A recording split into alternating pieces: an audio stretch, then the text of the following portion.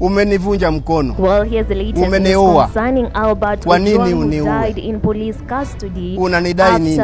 Uchungu wa mwana aujuae ni mzazi.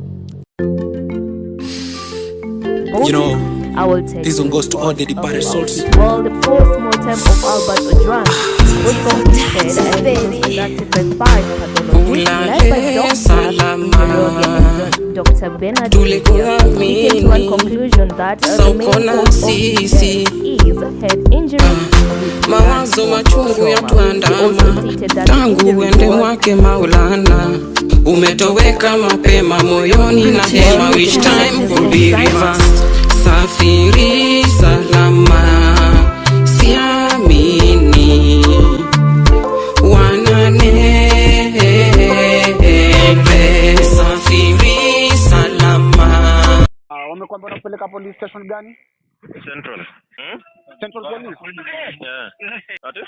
Nikwambia, nilikuwa nataka kuverify alafu sasa tupange alafu tujue kama tutafika kesho Central. Sawa mzee. Hizo mambo tutafiti, eh? Umeikuwa ndani?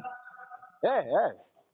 How is it mzee? Mimi I've never experienced it.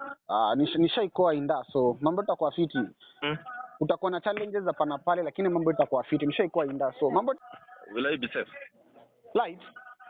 Safe. Yeah. Rumande ni safe, eh.